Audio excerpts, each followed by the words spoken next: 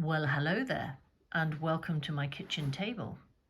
This week we are in the middle of Holy Week, and I hope those who have been along to the services that we've held so far have really found something for them there. I hear that the Taizé service on Monday was absolutely beautiful. Last night we did an Easter wreath making workshop. And this evening there is a healing service down at Whitchurch. And then on Thursday, we have bread making and bread breaking at Charmouth. And I think you'll find that amazing if you come along to that.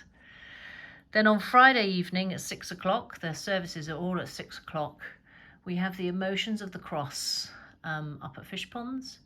And then on Saturday evening, we have the Service of Light at Chiddock.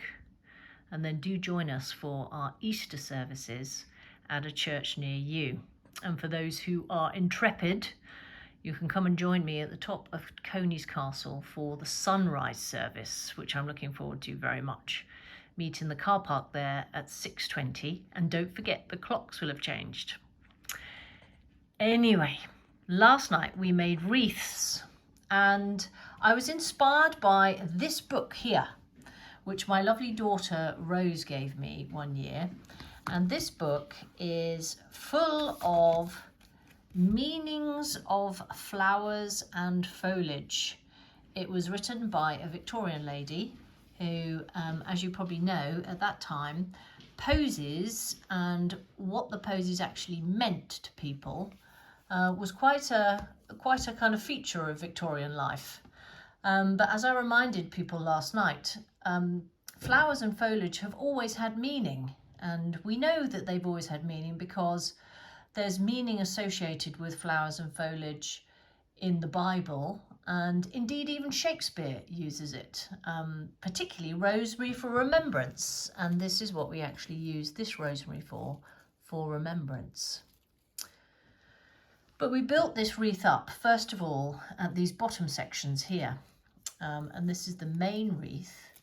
And this is twisted together with willow and two different colours of dogwood. Now, dogwood means durability, or, as I said yesterday, everlasting. And willow means freedom. So as we wove together the base of our wreath, we were weaving together everlasting freedom. And that, of course, is one of the beautiful aspects of our faith, that in Christ we have everlasting freedom. So that was a good place to start. After we did that, we added in these twigs here, which you'll probably recognize are birch twigs. And birch means meekness. So I very much wanted to find something that could represent for us in some way, without it being painful, the thorns of the cross. And when I discovered that birch meant meekness as well, I thought this was a very suitable thing to weave into our Easter wreath.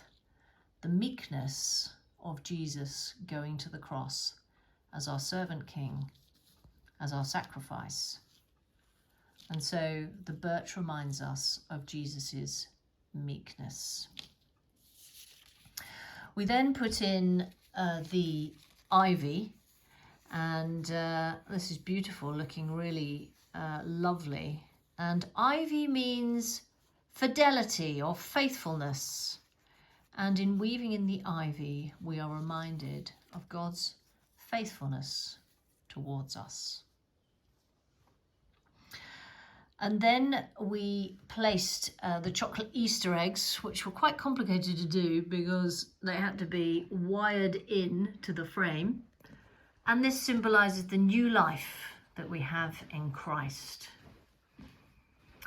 And we were all given a candle to symbolise Jesus being the light of the world.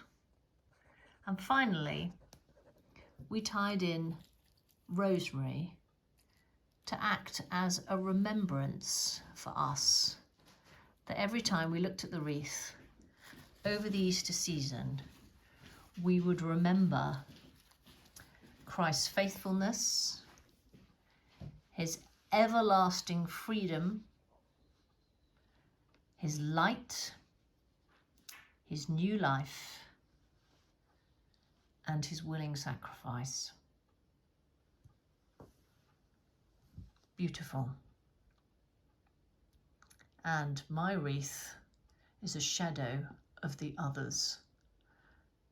We had the most beautiful things created, and I hope that they will be an inspiration for those who came and made them and have taken them away home. So, my friends, I speak blessing to us as we continue our Holy Week journey, and I look forward to seeing you sometime over the Easter season. God bless. Bye-bye.